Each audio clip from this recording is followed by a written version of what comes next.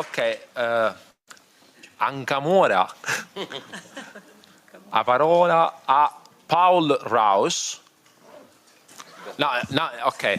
I'm going to give you the floor in English because the thing is that Sicilian o siciliano, noi parliamo siciliano collegato sempre con l'italiano, ma ci sono siciliani che parlano siciliano e parlano inglese e parlano francese.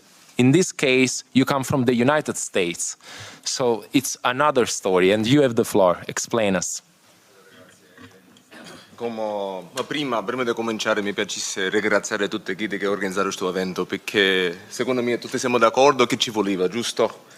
Allora, ci sono qua assai che considero come amici, colleghi, pure parenti. Per chi che non me ne conosce, io mi chiamo, come diciste tu, Paul Joseph Rausch, però meglio conosciuto come Paolo l'americano, giusto? Io nascevo e crescevo in una comunità sicilo-americana di San Brasi, conosciuto come, in italiano come San Biagio Platene, delle province di Girgente. Crescevo, nascevo, pure studiavo lingue e studi europei presso the University of Central Florida. Mi piacesse un pochettino spiegare come arrivavo a questo punto. Quando avevo 14 anni, è la prima volta che mi adunavo che io non parlavo italiano, erano due lingue diverse. Una storia un taticchia pesante per me, c'era un signore che mi parlava in italiano e quando io rispondevo in siciliano, il mi disse: ma signore, tu non stai parlando italiano, tu stai parlando in terrone. Ma questo era importantissimo per me, perché mi mettevo a travagliare, a capire che siamo come una popola, che è questa lingua che avevamo oggi, questo tesoro che portiamo avanti. E dopo io cominciavo a ir in paese, alla paese confine, e dopo cominciavo a visitare gli altri paesi dell'isola, per conoscere altre varietà, le altre parlate che avevamo. E in un giorno io stavo camminando in mezzo alla strada e io vidi un picciotto, un drevo, come diciamo oggi in Girgenti, giusto? E io parlavo con questo picciotto perché nel paese parlavamo tutti siciliano, conosciuti, sconosciuti tutti. E questo picciotto, sei a drevo, non mi capì. E questa è la prima volta nella mia vita che io non potevo parlare con un siciliano nella nostra lingua. E questa è la mia ispirazione per fondare questa Accademia Siciliana, che è un'associazione siciliana. Ma manco, non abbiamo tanto tempo più, non abbiamo tanto tempo per sciariare cianaggi, sciariare in capo termini tecnici, perché la verità, siamo già 100 anni in re. Mi piace irlandese, la maggior parte dell'Europa, regioni dell'Europa già riconoscono le sue lingue, già ficano le spaglie, già oggi potremmo approfittare di tutte chi che ficano le altre e potremmo implementare i sistemi, le best practices che già ci sono. Ma hai una domanda per tutti oggi. Che pensaste voi? La prima volta che capivo questa vuca e cominciavo a parlare in siciliano.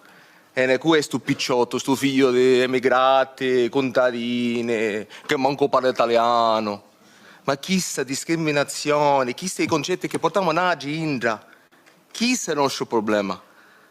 Ma io ho scelto di parlare con voi in siciliano, io l'italiano parlo, io so tedesco, inglese, spagnolo, asquelin, irlandese, la lingua di mio pace. Queste discussioni le posso fare in tante lingue, ma io ho scelto la lingua nostra. Perché? Perché se non riusciamo a parlare la nostra lingua, come possiamo godere dei diritti di tutti i popoli liberi di portare la nostra cultura, la nostra lingua, le nostre proprie figlie? Che è un diritto di tutti. E in questo momento io vi domando a tutti, ma chi pensa come mia? Chi pensa che questo è il momento che dobbiamo portare questa cosa avanti? Perché se non lo facciamo ora, non lo facciamo più.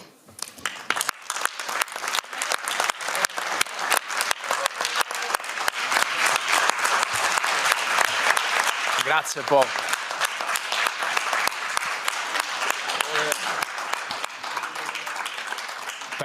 Per dovere di informazione, ovviamente quando si interviene in siciliano mandiamo in difficoltà i traduttori che vedete lì dentro, da italiano, inglese e spagnolo.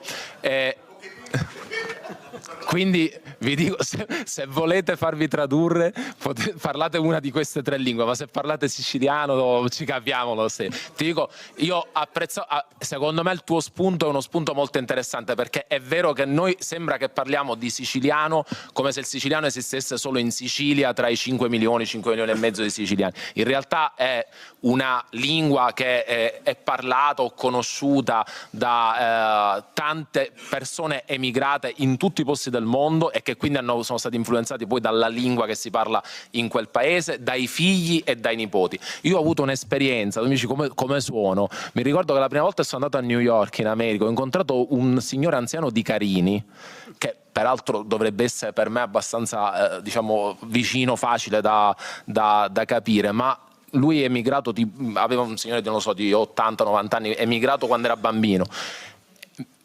Ho fatto veramente difficoltà a prendere tutti i termini, perché la lingua, essendo una cosa che cambia, quando si emigra e si cristallizza in un periodo storico, quindi non si aggiorna con i termini, con i modi che cambiano, sulla generazione diversa spesso è difficile. Per questo il lavoro che qua stiamo cercando di fare tutti insieme è importante, perché ci riconsente anche di rimetterci tutti dentro uno stesso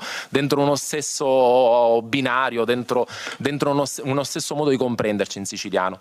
Quindi grazie, sono molto contento che siete qui.